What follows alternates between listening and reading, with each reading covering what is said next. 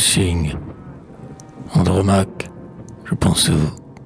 Ce petit fleuve, pauvre et triste miroir où jadis resplendit l'immense majesté de vos douleurs de veuve, ce si Moïse menteur qui par vos pleurs grandit, a fécondé soudain ma mémoire fertile, comme je traversais le nouveau carrousel. Le vieux Paris n'est plus. La forme d'une ville change plus vite, hélas, que le cœur d'un mortel. Je ne vois qu'en esprit tout ce champ de baraques, ces tas de chapiteaux ébauchés de fûts, les herbes, les gros blocs verdis par l'eau des flaques, et, brillant au carreau, le bric-à-brac confus. Là, c'était jadis une ménagerie. Là, je vis, le matin, à l'heure où sous les cieux, froids éclairs le travail s'éveille, où la voirie pousse un sombre ouragan dans l'air silencieux, un cygne qui s'était évadé de sa cage, et, tous ses pieds palmés frottant le pavé sec, sur le sol raboteux traînait son blanc plumage.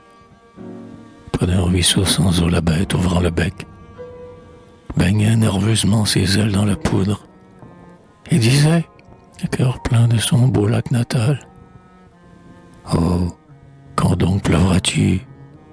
Quand tonneras-tu, foudre? Je vois ce malheureux, mythe étrange et fatal. Vers le ciel quelquefois, comme l'homme David, vers le ciel ironique et cruellement bleu, sur son cou convulsif tendant sa tête avide, comme s'il adressait des reproches à Dieu.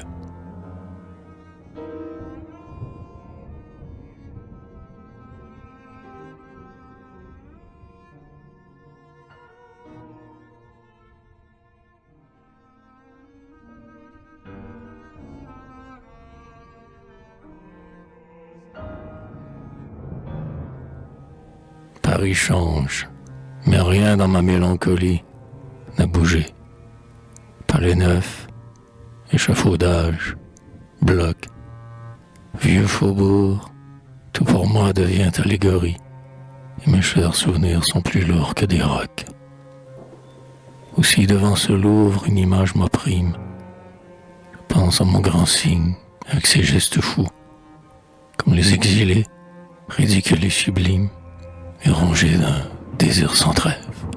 Et plus à vous, Andromaque, les bras d'un grand époux tombé, vil bétail, sous la main du superbe Pyrrhus, auprès d'un tombeau vide en extase courbée, veuve d'Hector, hélas, des femmes d'Hélénus. Je pense à la négresse, à mes griffes tisiques, piétinant dans la boue et cherchant l'œil hagard, les cocotiers absents de la superbe Afrique, derrière la muraille immense du brouillard. Quiconque a perdu ce qui ne se retrouve, jamais, jamais, à ceux qui s'abreuvent de pleurs, et têtent la douleur comme une bonne louve, aux maigres orphelins séchant comme des fleurs. Ainsi dans la forêt où mon esprit s'exile, un vieux souvenir sonne à plein souffle du corps.